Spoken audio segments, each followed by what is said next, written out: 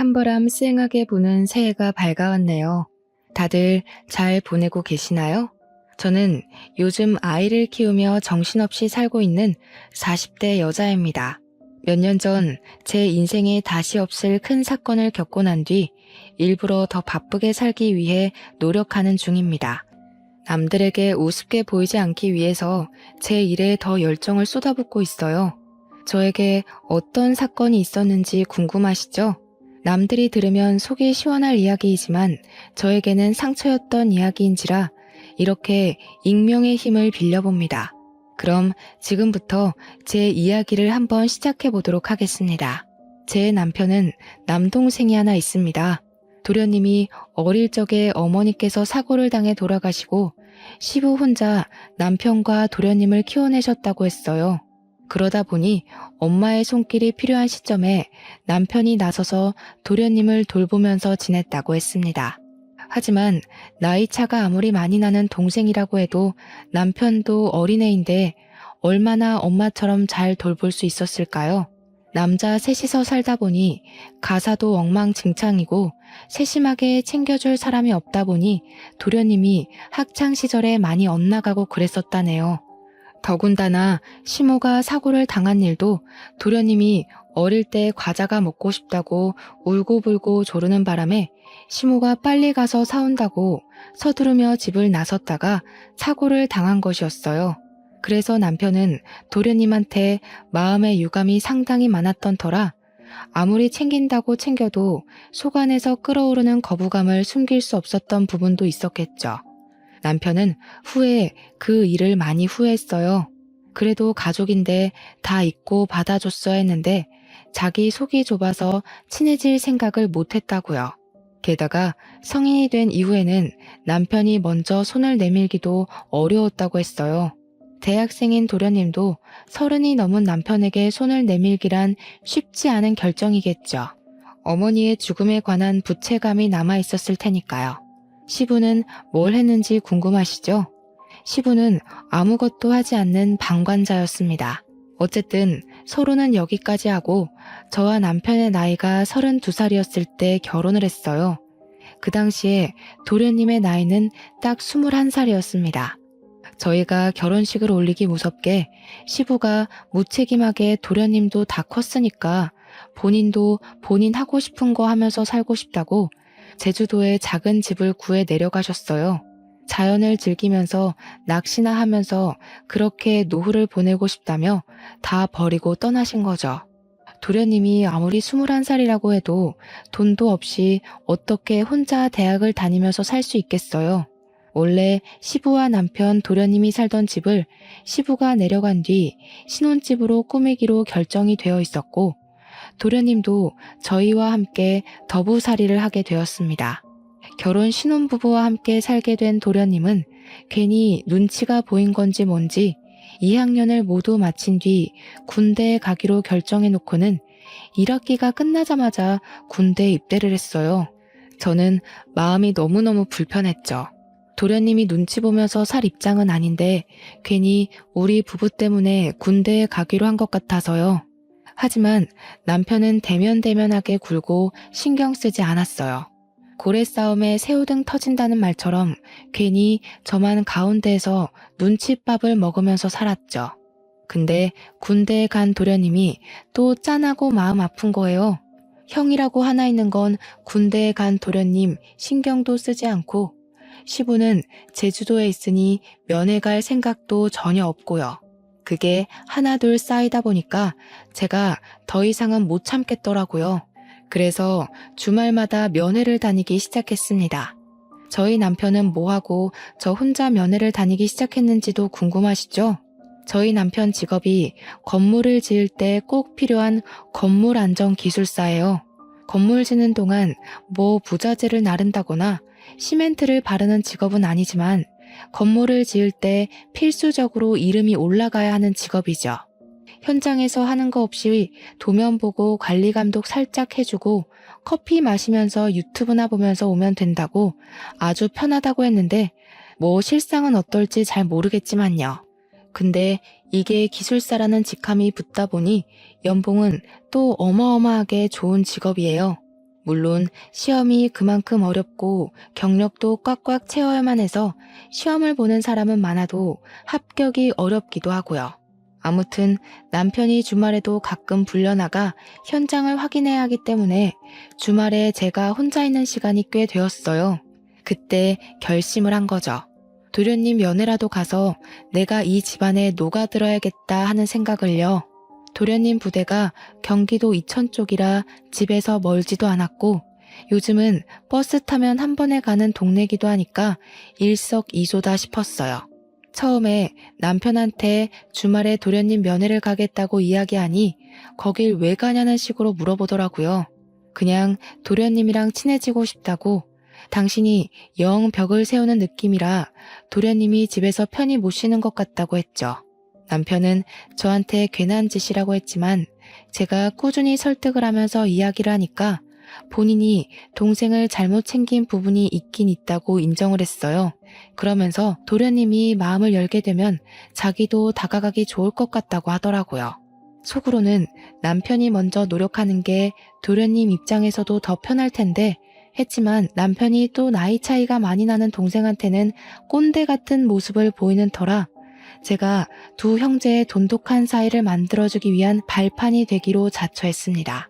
제가 처음에 면회를 가니까 도련님이 무척이나 당황해하면서 어쩔 줄 몰라 했어요.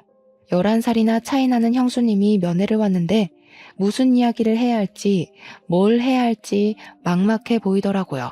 저도 면회라는 걸 너무 오랜만에 가봐서 먹을 걸 막 바리바리 싸들고 왔는데 요즘은 그 앞에서 다 사먹고 한다더라고요.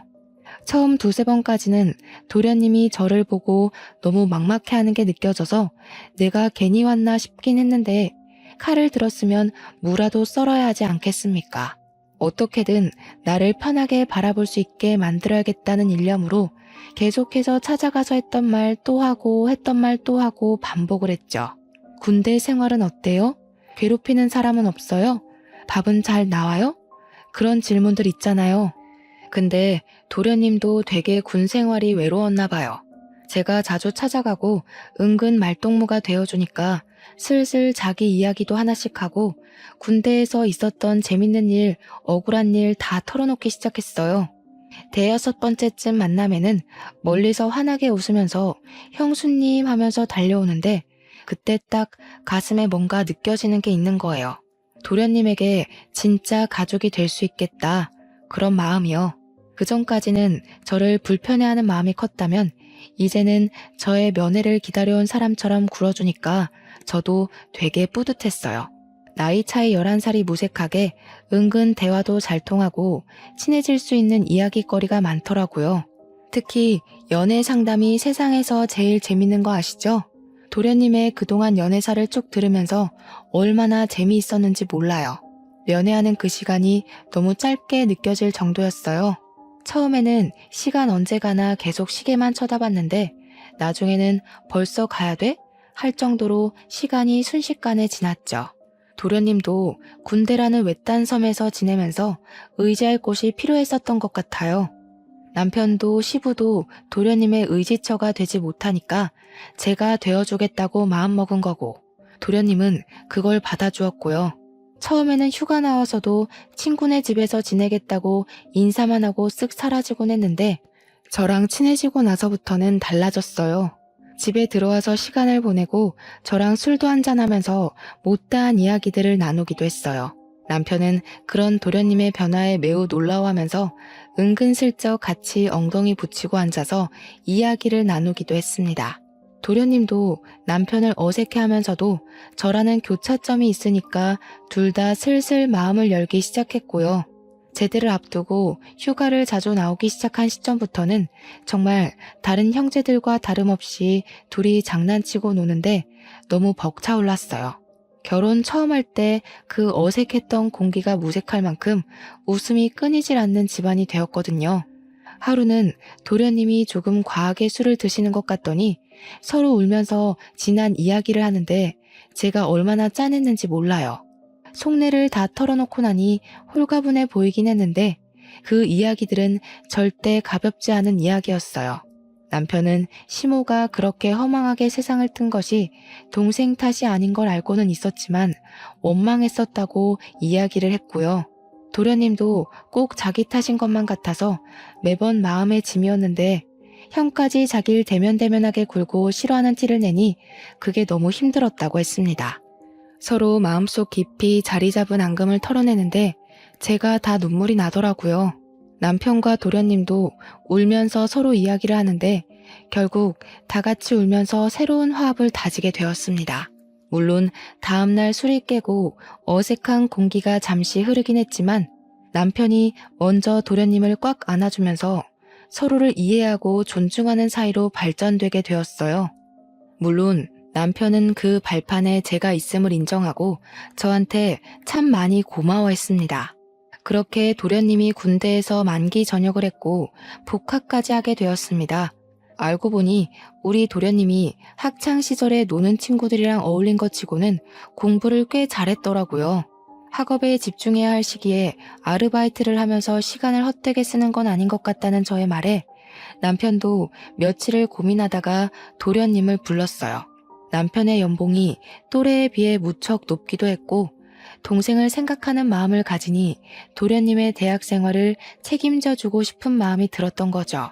저는 물론 찬성했습니다. 도련님이 공부도 하면서 일도 하고 그러다가 2마리 토끼를 다 놓치는 건 싫었거든요. 도련님은 남편의 그런 마음에 고마워하면서도 은근히 본인이 나중에 취직하면 다 갚아내기를 원했어요. 하지만 남편은 딱 잘라서 동생을 위해 이 정도 돈은 쓸 수 있다며 걱정하지 말고 학업에 집중하라고 이야기를 했습니다. 저도 웹디자이너로 일을 하고 있었기에 상대적으로 여유가 있었어요.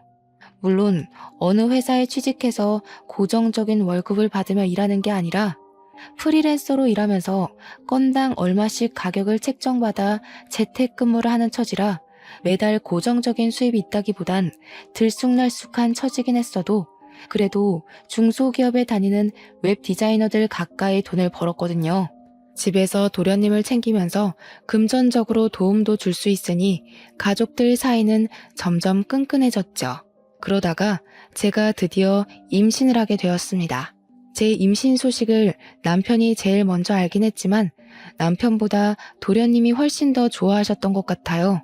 눈물을 글썽거리면서 드디어 조카가 생긴다고 조카를 위해서 뭐든 다 해줄 수 있다며 저를 얼싸안고 기뻐했죠. 그 모습을 보던 남편이 누가 남편인지 헷갈린다며 헛웃음을 칠 정도였습니다. 저는 남편과 도련님의 극진한 대접을 받으면서 임신 기간을 보낼 수 있었습니다. 제가 남편이 살던 집에서 신혼집을 꾸미게 되면서 딱 한 가지 그동안 마음에 걸렸던 게 있었어요. 그게 바로 방의 크기였습니다. 시부가 쓰던 안방을 리모델링하면서 저희 부부가 쓰게 되었고 2번째로 큰 방이 남편 방이었는데 그걸 남편이 서재로 이용하고 있었거든요. 도련님은 제일 작은 방을 사용하고 있었는데 그 방 크기가 좀 창고처럼 작은 크기였었어요. 아무래도 남자고 공부도 하는 학생인데 방 크기가 너무 작아서 고민이었거든요. 그동안은 군대에서 생활하느라 집에 붙어있을 시간이 별로 없어서 괜찮겠거니 했지만 이제 복학도 했고 집에서 보내는 시간이 많은데 방이 너무 작더라고요. 남편은 서재로 쓰던 본인의 방을 정리하고 아기 방으로 꾸미자고 했어요.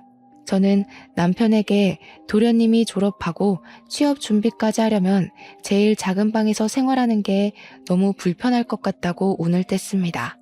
어차피 아기가 클 때까지는 안방에서 같이 자고 생활할 테니까 이참에 도련님 방을 바꿔주는 게 어떻겠냐고 했어요. 남편도 그 생각은 차마 못했었다며 저에게 바꿔주는 게 좋을 것 같다고 했고 허락이 떨어지자마자 도련님에게 방을 바꾸자고 했습니다.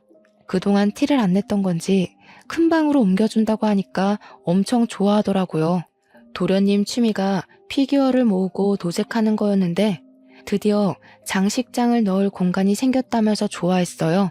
아주 소소한 부분인데 기뻐해주니까 저와 남편도 덩달아 기분이 좋아지더군요. 그럴 때 보면 정말 어리구나 하는 게 느껴지던 우리 도련님이 글쎄 제가 임신했다고 조카 선물도 챙겨주고 싶다고 몰래 과외 알바를 한 거예요. 나름 서울에 있는 상위권 대학이라 그런지 아르바이트 자리가 꽤 있었다면서 몇 개월을 틈틈이 모아서 저에게 선물을 안겨준 거죠. 남편에게도 받아본 적 없는 작은 명품백이었어요. 저는 로고를 보고 너무 놀라서 이거 못 받는다고 환불해오라고 했지만 도련님은 강경하게 꼭 형수님이 들어줬으면 좋겠다고 했어요. 그러고는 아이 키울 때 필수품이라고 인터넷에서 검색해서 사왔다며 젖병 소독기랑 우리 아이가 입을 내복까지 준비했더라고요. 저한테 필수품 사줘서 고맙죠? 하면서 해실거리면서 웃는데 어디서 이런 복덩어리 도련님을 만난 건지 너무 고마웠습니다. 우리 남편도 차마 생각하지 못했던 부분이라면서 깜짝 놀라서 도련님한테 엄지척 해주더라고요. 우리 남편이 그런 센스를 좀 본받았으면 하는 부분에 도련님 보고 잘 따라하라고 저는 옆구리를 찔렀고요. 그 가방이 너무 예쁘고 소중해서 다를까봐 아까운 마음에 제대로 들고 다니지도 못했네요. 방 한가운데 걸어놓고 고사 지내듯이 내 소중한 명품백 하고 있으니 남편이 보다 못해서 막 들고 다니라고 가방을 하나 더 사줬어요. 우리 도련님 덕에 결혼한 지 몇 년 만에 남편한테서 명품백도 선물 받아본 거죠. 제가 임신 3개월쯤 접어들었을 때 남들처럼 입덧이 엄청나게 심하게 왔어요. 정말 물냄새만 맡아도 역 한 끼가 올라올 정도로 심해서 입덧 티백이며 입덧 사탕이며 나중에는 약까지 처방받아서 먹었습니다. 살은 쭉쭉 빠지고 정말 아무것도 생각나지 않고 어지러움도 심해져서 수액을 맞아가면서 하루하루를 버텼어요. 그때 남편은 새 공사일을 수주받아서 지방 출장도 가고 일이 바빠 저를 거의 챙겨주지 못했습니다. 그래서 바쁜 남편을 대신해 도련님이 모든 수발을 다 들어주셨어요. 입덧이 살짝 가라앉아 먹고 싶은 게 생기면 도련님이 얼른 나가서 사다 주고 구하지 못할 음식들은 정말 인터넷으로 백방으로 알아봐서 어떻게든 구해다 주었어요. 날이 쌀쌀한데 수박이 너무 당겨서 수박바라도 사 먹어야 하나 했는데 수박 주스를 어디서 구해와서 저한테 주더라고요. 진짜 남편에게선 느낄 수 없는 감동적인 모습이었다고나 할까요? 출산하고 나서도 도련님의 조카 사랑은 대단했습니다. 바쁜 남편을 대신해서 병원에 예방접종을 할 때도 도련님이 따라가 주었고 아기 분유나 기저귀가 다 떨어져서 발을 동동 구를 때도 도련님이 사다 주었어요.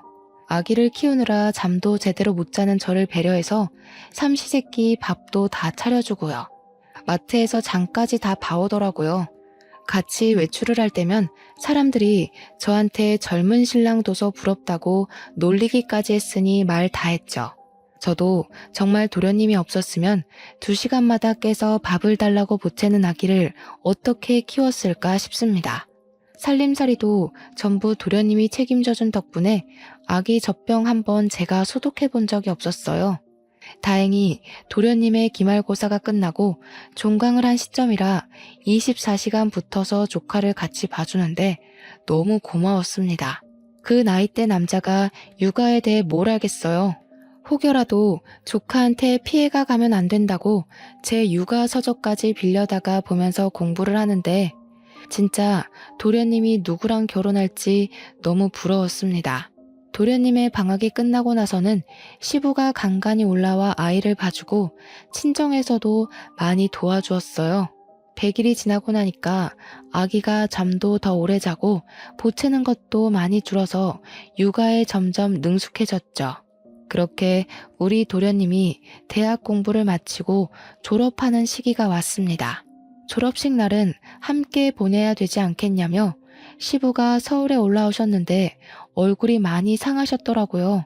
제주도 가서 자연과 함께 자유로운 생활을 즐긴다고 하셔놓고 왜 이렇게 얼굴이 상하셨냐고 물었더니 그저 씁쓸하게 웃으셨습니다.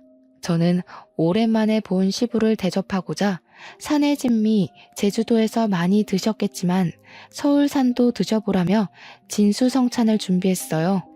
도련님이고 남편이고 아이 키우느라 바쁜데 별걸 다 한다고 은근 타박하는 말을 하면서도 차려진 음식을 정신없이 먹더라고요. 근데 정작 우리 시부가 음식을 제대로 드시지 못하시는 겁니다. 그래서 왜 이렇게 못 드시냐고 속상하다고 했죠. 그제야 시부가 할 말이 있다면서 사실 몸이 좀 안 좋다고 이야기를 하시는데 너무나도 충격적이었어요. 남편도 도련님도 입을 떡 벌린 채 시부가 하는 이야기만 듣고 있었습니다. 살아갈 날이 얼마 안 남은 것 같다면서 그래도 손주는 보고 갈 수 있으니 얼마나 다행이냐고 웃으시는데 눈물이 왈칵 쏟아질 것 같았어요. 제 손을 꼭 잡으시면서 며느리 덕분에 아들들이 사이좋게 지내는 모습 마지막으로 눈에 담고 갈 수 있다며 그동안 마누라 잃은 슬픔에 아들들도 제대로 챙기지 못했다고 저한테 고생했다고 하시는데 눈물바다가 되더라고요. 너무 행복하게 살고 있었는데 갑자기 병으로 아프시다고 하니 가족들이 무슨 이야기를 할 수 있겠습니까? 서울에 올라오신 이유도 물론 도련님의 졸업식을 보기 위해서였지만 요양병원에 들어가시려고 오신 거였습니다. 시부는 위암 말기라고 했어요. 위암은 생존율이 높은 병이지만 이미 손 쓸 수 없는 시기에 접어들었다며 암 환자들이 모여있는 요양병원에 대기를 해두셨대요. 자리가 났다는 말에 제주도 생활을 빠르게 정리하고 올라오신 거더라고요. 시부는 일주일 뒤 요양병원에 입원을 하셨고 서울 근교에 교통편도 잘 되어 있는 곳이라 저는 간간히 시부의 간병을 하러 요양병원으로 향했습니다. 애 키우는 것도 벅찼지만 시부에게 아이를 더 많이 보여드리고 화목한 가정을 보여드리고 싶었어요. 남편도 도련님도 저에게 늘 고마워하는 마음을 지니고 있었습니다. 아기 업고 다니면서 시부 병간호를 하고 하지만 제 마음과 달리 시부는 오래 견디지 못하셨고 6개월을 넘기지 못하시고 돌아가셨습니다. 우리 아기 나이가 고작 3살밖에 되지 않았을 때였어요. 시부 재산이 많진 않았지만 은근히 알짜배기셨더라고요. 남편하고 도련님이 뚝 잘라서 반씩 나눠가지고 제주도에 작은 땅이 하나 있다고 해서 그 땅을 정리할 겸 다 같이 제주도 여행을 떠났습니다. 그런데 그 땅에 빽빽하게 나무가 심어져 있더라고요. 이 나무를 어떻게 처리하지 하고 있었는데 알고 보니 그 나무가 조경에 많이 쓰이는 나무고 부르는 게 값인 나무였어요. 땅값보다 몇 배나 더 비싼 나무였던 거죠. 빽빽하게 심어진 나무를 팔고 나니까 억 단위 돈이 생기더라고요. 그 돈이 통장에 찍힌 걸 보고 남편이랑 도련님이랑 저랑 셋이 얼마나 얼떨떨했는지 몰라요. 도련님은 2년이 조금 안 되는 시간 동안 취업 준비를 해서 대기업에 당당하게 입사를 했어요. 원래도 공부를 잘하고 또 나름 좋은 대학을 나왔으니까 대기업에 입사하는 게 당연하다고 생각은 했지만 도련님의 노력 없이는 힘든 일이었죠. 그런데 제가 모르던 사실이 있었던 거죠. 도련님이 직장 내에서 나름 인기도 좋고 서글서글하니 굳은 일도 잘하는 타입이었는데 그걸 시기 질투하던 무리가 있었던 겁니다. 하필 그 무리가 프로젝트에서 좋은 성과를 따냈고 도련님을 슬슬 무시하기 시작하면서 직장 내 괴롭힘이 시작된 거예요. 도련님이 어느 날부터 살도 너무 빠지고 원형 탈모가 생길 정도로 괴로워하더라고요. 남편은 그런 도련님에게 어딜 가든 너를 좋아하는 사람만 존재할 수 없다고 버텨내라고 했지만 저는 그런 도련님을 차마 지켜만 보기 너무 힘들었어요. 도련님에게 버티는 게 능사는 아니다. 버티면서까지 대기업이 꼭 좋은 모습만 있는 건 아니지 않냐고 은근슬쩍 자격증 이야기를 꺼냈습니다. 남편처럼 기사 자격증을 따서 일을 하다가 기술사 자격증까지 노려보는 건 어떻겠냐고요. 기술사를 따려면 아무래도 기사 경력이 인정되어야 하기 때문에 시간이 걸릴 순 있지만 결과적으로는 괜찮은 직업 아니냐고 했죠. 아직 도련님 나이가 젊기도 했고 충분히 가능할 거라고 생각했어요. 도련님은 정말 제 말에 용기를 얻은 건지 힘들게 입사한 대기업에 사표를 내고 공부에 몰두하기 시작했습니다. 첫 시험에서 기사 자격증을 따냈고 일을 시작했는데 같은 길을 걷겠다는 동생이 내심 뿌듯했는지 남편이 여러 방면으로 잘 이끌어 주었어요. 남편이 수주받은 건물 현장에 일손이 부족했는지 도련님에게 이야기를 하더라고요. 현장 사람들에게도 추천을 해서 도련님은 남편과 같이 일을 하게 되었습니다. 조건도 괜찮고 월급도 괜찮고 남편이 관리직으로 있는 회사나 다름없어서 그런지 도련님에게 다들 친절하게 군다고 했어요. 도련님도 남편이랑 같이 일을 하기 시작한 뒤로 출퇴근도 같이 하고 점심도 같이 먹고 꽤 즐거워 보였거든요. 그런데 한두 달 지나고 나서부터는 도련님이 또 점점 말수가 줄어들고 저한테도 대면대면하게 구는 겁니다. 늘 살갑게 저에게 말을 걸어주던 도련님이 갑자기 찬바람 쌩하니 부니까 저도 좀 이상했어요. 혹시 직장 내 괴롭힘이 옮긴 회사에서도 있는 건가 싶기도 했고 남편이 관리직이니까 저한테 말을 못해서 저러나 자꾸 눈치를 보게 되더라고요. 저를 피한다는 느낌이 딱 들었는데 곰곰이 생각해보니까 또 이상한 거예요. 직장 내 괴롭힘이 이유라면 굳이 저를 피할 이유가 있을까요? 그렇게 살얼음판 같은 몇 주가 지나고 도련님이 대뜸 분가를 하겠다고 선언을 했어요. 제가 왜 그러냐, 지금도 잘 살고 있지 않냐, 우리 딸이 서운해할 거고 나도 서운할 것 같다고 달랬어요. 근데 도련님이 딱 잘라서 자기도 벌써 30살인데 자리도 잡았고 혼자 살고 싶다고 하는 겁니다. 우리 딸이 몇 년 더 지나서 초등학생이 되면 다 큰 삼촌이랑 같이 사는 것도 불편할 것 같다고 하고 딸은 아직 어리니까 삼촌이랑 못 노는 거냐고 울고불고 하는데 도련님 입장을 생각해보면 우리 딸이랑 놀아주느라 주말에도 못 쉬고 하니까 도련님 생각을 하면 자취하는 게 낫겠다 싶더라고요. 집 근처에서 자취할 거죠? 하고 물어보니까 이번에 대구에 있는 회사에 좋은 조건으로 취직을 하게 되었다면서 대구로 간다는 겁니다. 거기 가면 아는 사람도 없고 기술사 공부나 차근차근 해서 시험 준비도 하고 싶다고. 대구가 너무 멀다 싶었지만 KTX 타면 또 2시간 거리니까 알겠다고 할 수밖에 없었어요. 도련님은 서둘러서 자취 준비를 했고 저는 은근히 미심쩍었지만 보내줘야 했죠. 제가 엄마도 아니니까요. 그런데 도련님이 자취를 시작한 이후 저랑 연락이 잘 안 닿더라고요. 맨날 잤어요. 바빴어요. 공부했어요. 이러는데 막말로 제가 뭐라고 도련님한테 닥달을 할 수 있겠습니까? 그렇게 또 어영부영 몇 년이 흘렀습니다. 남편은 여전히 일이 바빠 시간 내기가 어렵고 도련님의 연락은 정말 가뭄에 콩나듯 생존 신고만 하는 정도로 왔어요. 어느 날 갑자기 남편이 대구에 출장을 가게 되었다면서 가는 김에 도련님 보고 주말에 올라오겠다고 하더군요. 그래서 저도 주말에 같이 대구에 갈까? 하니까 일 때문에 가는 거라고 딱 잘라서 오지 말라고 했어요. 서운했지만 나중에 따로 가겠다고 했죠. 주말이 되어서 오랜만에 도련님한테 전화를 했어요. 도련님이 반갑게 받아주길래 형 잘 만났어요? 맛있는 거 먹었어요? 하니까 네? 하고 대답을 하는데 느낌이 딱 쎄한 거예요. 우리 남편이 대구에 간 사실조차 모르는 그런 느낌이 났다고 할까요? 그래서 도련님, 우리 남편 안 만났어요? 도련님 본다고 대구 갔는데? 하니까 도련님이 무척 당황했어요. 아, 이러면서 대답을 못하는데 뒤통수 팍 맞은 느낌이 나더라고요. 도련님 뭐 알고 있는 거 있냐? 나한테 다 말해달라 하니까 자긴 아무것도 모른대요. 그냥 형이 대구 오는 것도 잘 몰랐다고 일이 바빴어야 하는데 누가 봐도 도련님이 변명하는 느낌이 들었습니다. 그래서 저는 남편이 바람이 났구나 하는 걸 직감적으로 느꼈어요. 그때부터 재택근무하고 있던 웹디자인 일도 눈에 들어오지 않고 아이가 밟히지도 않더라고요.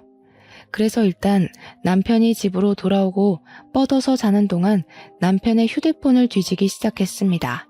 그런데 너무 깔끔하게 다 삭제가 되어 있더라고요. 문자며 카톡이며 SNS며 있는 게 하나도 없더라고요. 제일 수상한 게 뭔지 아세요? 카드사 결제 문자까지도 하나하나 다 지웠다는 겁니다. 그래서 저는 남편이 집에서 사용하는 컴퓨터에 공인인증서가 깔려있다는 걸 기억해냈어요. 남편이 쓰는 아이디랑 비밀번호가 모두 통일되어 있었거든요. 그래서 카드사 홈페이지에 접속을 해서 명세서를 확인하기 시작했습니다. 정말 무슨 정신으로 그걸 일일이 프린트했는지 모르겠네요. 대구에 출장 간다고 한 날도 경기도에 있는 호텔에서 카드를 사용한 흔적이 발견되었고요. 모텔, 호텔, 영화관 이런 내역들이 막 있더라고요. 손이 부들부들 떨리고 목구멍에서 불이 나올 것 같았습니다. 저는 바로 도련님에게 전화를 걸어서 솔직하게 모조리 다 털어놓으라고 했어요. 나 다 알게 되었다고, 남편이 호텔 가고 바람 피우는 거 다 찾아냈다고 하니까 도련님이 한숨을 푹 쉬더라고요. 그제야 모든 걸 다 털어놓는데 남편이 정말 개자식이었습니다. 도련님이 남편이 소개해준 업체에서 일할 때 거기에 있던 경리랑 이상한 낌새가 있다는 걸 눈치를 챘대요. 혹시나 하고 남편을 떠보니까 둘이 바람난 게 맞았고 화도 내고 싸우기도 했다고 했습니다. 그랬더니 남편이 정리할 거라고 했다며 대신 자기가 동생에게 바람 피운 걸 들킨 게 수치스럽다고 집에서 나가라고 했답니다. 얼굴 볼 때마다 그 경리가 생각날 것 같다고, 그러면 형수한테도 죄짓는 기분 아니겠냐, 가정에 충실할 수 있게 나가 살아달라고 했대요. 저한테 말은 못하고 티도 못 내고 전전긍긍하다가 결국 저를 피하게 됐고 집도 나가 살게 되었다고 했습니다. 아직 정리 못한 것 같다고 혹시 그 격리 사진 있냐고 하니 도련님이 이직할 때 쫑파티하면서 찍은 사진이 있다고 보내줬어요. 아주 어린 여자더라고요. 참나. 그러면서 도련님이 형이랑 이혼하실 거예요? 하고 물어보는데 바람났는데 어떻게 같이 살 수 있겠냐고 했어요. 그러니 차라리 잘 됐대요. 이혼하겠다고 형수가 마음먹었으니 자기도 마음 한결 가벼워졌다면서 바람 잡으러 같이 가자고 하더라고요. 그래서 저는 그때부터 작전을 짰어요. 은근슬쩍 남편한테 주말에 또 출장 가? 하면서 이번 주에는 내가 도련님한테 다녀올까 해 하고 집을 비울 거라고 언지를 줬죠. 그러니 남편이 신나서 저한테 대구 구경도 하고 포항도 가까우니까 바다 구경도 하고 오라고 이야기를 하더군요. 아기도 데려가서 오랜만에 삼촌이랑 만나게 해주라고 막 등 떠밀길래 알겠다고 했어요. 저한테 며칠 다녀올래? 하는데 너무 속 보이잖아요. 그냥 알겠다고만 하고 주말이 다가와 배웅하는 남편에게 웃어주고는 친정에 애를 맡겼습니다. 서울역으로 가서 도련님을 만났는데 도련님이 차를 렌트해 왔더라고요. 집 앞에 잘 안 보이게 주차를 해두고 그 여자가 들어가나 남편이 나오나 눈에 불을 켜고 보고 있는데 남편이 아주 번쩍번쩍하게 차려입고 머리에 무스까지 바르고는 나오더라고요. 남편의 차를 뒤쫓아가면서 틈틈이 사진도 찍고 동영상도 찍어서 증거를 남겨주었습니다. 도착한 곳은 영화관이었고 여자를 만나더라고요. 사진 속 그 경리가 맞았습니다. 도련님도 맞는다고 했고요. 영화관에서 나와 호텔에 가는 것만 제대로 동영상을 찍으면 되겠다 싶었는데 이 미친 것들이 우리 집으로 들어가지 뭡니까? 그런데 우리 집이 아파트가 아니라 옛날식 주택이라서 세탁실로 향하는 외부 계단이 따로 존재했어요. 혹시 몰라 열쇠를 늘 들고 다녔는데 그날 때마침 쓸 날이 온 거죠. 그쪽 가서 문을 살짝 열고 주방 쪽이랑 연결된 세탁실이라 몸을 숨기고 거실 소리를 듣고 있었습니다. 남편이랑 상간녀가 신나서 떠들고 있더라고요. 우리 진짜 호텔 안 가도 돼? 집에 있어도 돼? 나 너무 불안한데. 너 우리 집 와보고 싶어 했잖아. 마누라 대구 가서 오늘 안 들어올 거니까 너무 걱정하지 마라. 와이프 그 도련님이랑 바람난 거 아니야? 차라리 그랬으면 좋겠다. 이 집에 내가 들어와 살면 딱인데. 자기랑 나랑 너무 늦게 만났어. 제가 진짜 말도 안 되는 소리에 몸을 부들부들 떨면서 화를 참고 있는데 도련님이 완전 프로처럼 그 모든 걸 다 동영상으로 녹화를 하고 있더라고요. 든든한 마음에 저도 더 참아서 결정적인 증거를 잡아야겠다고 생각했습니다. 근데 자기 동생이 우리 불륜인 거 눈치챘다고 안 했어? 오늘 가서 말하면 어떡해? 그럴 일 없어. 걔 대구 간 게 우리 불륜 알게 돼서였잖아. 내가 너네 형수 가슴 아프게 하고 싶지 않으면 입 다물어라 그랬거든. 너랑 정리할 거니까 시간도 좀 줘라. 대구 가서 살아라 하니까 군소리 없이 가더라. 병신. 근데 왜 그렇게 자기 말을 잘 듣는 거야? 뭐 죄진 거 있어? 내 동생이 우리 엄마 잡아먹었거든. 엄마 죽고 그 부채감이 남아있겠지 뭐. 이미 예전 일이라 신경도 안 쓰는데 혼자 눈치 보는 게 좀 편하게 이용해 먹기 쉬워서 내버려 뒀지. 거기다가 지 형수한테는 또 끔찍하게 잘해요. 그 말에 도련님 얼굴이 시퍼렇게 질리면서 정말 부들부들하는데 바람난 남편은 제 남편인데 상처는 도련님이 다 받는 느낌이었습니다.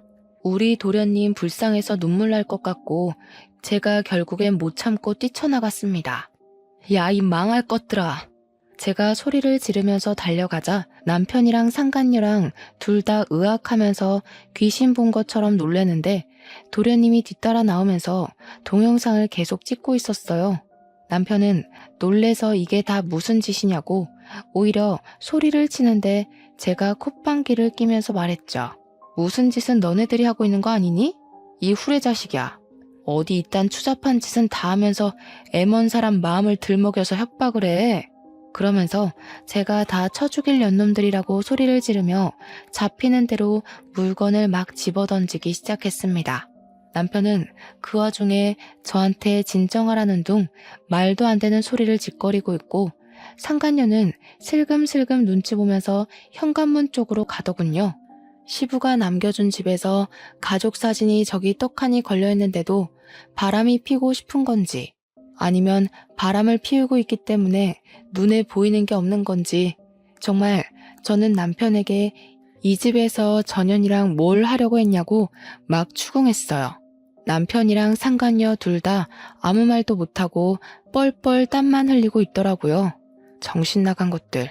다 죽어서 지옥에나 떨어지라고 저주를 막 퍼붓고 실성한 사람처럼 고래고래 소리를 질러댔죠.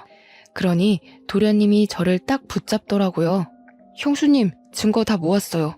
걱정 마시고 너무 화내지 마세요. 제가 진짜 우리 도련님 없었으면 어쩔 뻔했어요.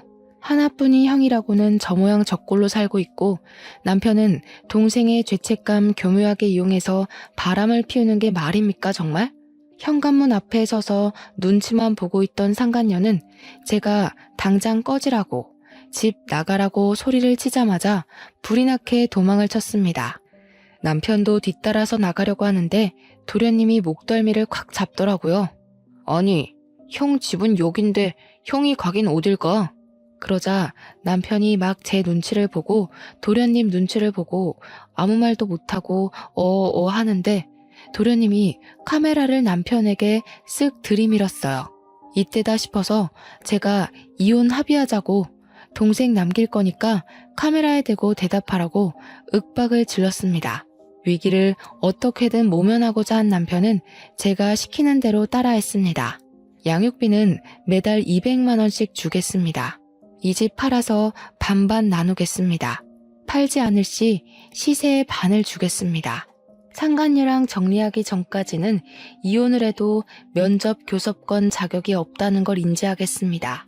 남편에겐 매우 불리한 내용이긴 하지만 사회적 지위라는 게 있는 남편은 제 말을 고지고대로 따라해 주었죠. 저는 다음날 도련님과 함께 이혼 전문 변호사를 찾아갔습니다. 도련님이 똑부러지게 동영상의 남편의 육성으로 이름, 나이, 주소, 주민번호 이런 것들을 다 말하게 시킨 덕분에 법적 효력을 인정받았습니다. 동영상 증거가 이혼에 아주 유리하게 작용했고 재산 분할 소송도 당연히 걸었습니다. 변호사가 이혼 전문 변호사라더니 정말 똑부러지게 일을 잘하더라고요. 상간녀 소송까지 걸어서 합의금 두둑하게 받자고 하시길래 변호사님 믿고 소송을 걸었습니다. 상간녀 소송에서 승소하고 합의금 3천만 원을 챙긴 저는 이대로 끝낼 수 없다는 오기가 생겼어요. 그래서 상간녀 동네에 플랜카드 현수막을 만들어 걸었습니다. CC동 유명 상간녀 김모 씨 딸, 평생 수치심에 찌들어 살아라 하면서 아파트 입구에다가 걸어놓았고요. 상간녀 사는 동 우편함에 일일이 상간녀 소송 걸린 거, 제가 이긴 거 쫙 프린트에다가 넣어두었습니다. 상간녀도 악에 바쳤는지 뭔지 저를 명예훼손으로 소송을 걸었더라고요. 그래서 저는 모든 걸 인정하고 반성한다는 거짓말로 벌금형으로 마무리했습니다. 벌금 100만 원에 속에 사이다 콸콸 쏟아부었으면 남는 장사 아닌가요? 남편과 이혼 소송은 집 반값을 통장으로 받고 위자료도 나무 팔았던 돈을 가지는 걸로 끝냈습니다. 남편이 그 돈 한 푼도 안 쓰고 내버려뒀더라고요. 시부가 주는 돈이다 생각하고 제가 챙기게 된 거죠. 양육비는 아쉽게도 200만 원까지는 받을 수 없었지만 120만 원에 합의를 하게 되었습니다. 당연하게도 남편과 도련님은 절연을 하게 되었어요. 남편이 추후에 어떻게 저를 도와 그런 발칙한 짓을 할 수 있냐며 도련님한테 욕을 엄청나게 했대요. 찾아와서 때리는 신용도 하고 눈에 띄면 발목을 분질러 버리겠다는 둥 저열한 협박은 다 했더라고요. 물론 도련님은 그 모든 통화 녹음본을 들고 경찰을 찾아가 접근 금지 신청도 냈고요. 결국 대구 생활도 청산하고 우리 친정집 근처로 이사를 오게 되었습니다. 저와 남편과 살던 집에서 모든 짐을 정리하고 친정에 들어와 살게 되었거든요. 이혼하고 돌아간 게 너무나도 면목 없고 죄송스럽지만 육아를 도와줄 수 있는 손길이 필요하긴 해서 어쩔 수 없이 결정했습니다. 도련님은 친정 근처에 자리를 잡은 뒤 저에게 꾸준히 요청을 했어요. 저희 딸 공부하는 거 도련님이 지원해주고 싶다고 말이죠. 받은 유산도 있고 하니 살림살이 넉넉하다고 하는 겁니다. 본인 대학 등록금부터 취업 활동할 때까지 용돈도 주고 일일이 챙겨준 게 다 형수가 한 거 아니냐면서 은혜 갚고 싶다고 말하길래 그러지 말고 앞으로는 비밀 없이 힘든 거 있으면 다 말해달라고 했어요. 가끔 조카 용돈도 주고 저 맛있는 것도 사주고 그래주면 고맙겠다고. 애 양육은 제가 해야 하는 게 맞고 전 남편이 해야 하는 거라고 이야기했죠. 전 남편과 절연까지 한 마당에 의지할 곳은 저뿐이라며 앞으로도 잘 지내자고 너스레를 떨었습니다. 정말 가족처럼 아직까지도 잘 지내고 있는 중이고요. 전 남편은 결국 상간녀 소송 걸려서 집안 망신 시킨 거부터 시작해서 돈 물어주고 양육비 매달 줘야 하는 거 등등 상간녀랑 피 터지게 싸우고 헤어졌다고 하더라고요. 세기의 사랑인 척 하더니 얼마 못 가 파국을 맞았다는 소식에 얼마나 고소했는지 모릅니다. 우리 친정에서도 도련님을 아들처럼 생각해 주시기로 했어요. 이제는 누나 동생 하는 사이로 지내며 지난주에도 집에서 밥 먹고 갔네요. 좋은 여자 만나서 장가갈 때까지 제가 옆에서 가족처럼 의지처가 되어주려고 합니다. 도련님 덕분에 저도 앞뒤가 다른 인간이랑 이혼하고 새 출발할 수 있게 되어 너무나도 기쁩니다. 앞으로도 의좋은 사이로 잘 지내보겠습니다.